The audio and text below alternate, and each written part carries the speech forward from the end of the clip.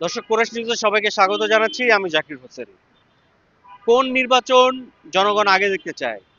জাতীয় পর্যায়ের নির্বাচন নাকি স্থানীয় সরকার নির্বাচন? এ বিষয়ে আমরা আজকে নগরবাসীর ভাবনা কি সেটা জানতে চাইবো। চলুন দর্শক, জেনে নেওয়া যাক। সামনে কোন নির্বাচন দেখতে চান, জাতীয় নির্বাচন না স্থানীয় সরকার নির্বাচন? জাতীয় নির্বাচন দেখলে আমার ভালো। আমরা চাই জাতীয় নির্বাচন আগে হোক। কেন জাতীয় নির্বাচন হলে ভালো হয়?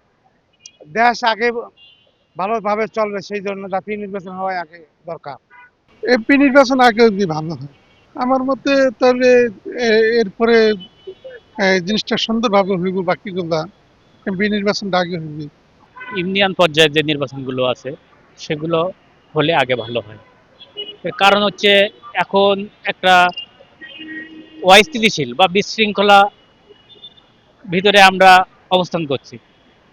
এই নির্বাচনটা যদি আগে হয় ইউনিয়ন পর্যায়ে, তাহলে তখন এই যে ক্রাইসিসটা আছে বা যে অস্থিতিশীলতা আছে এগুলো কিছুটা হলেও কাটায় উঠবে।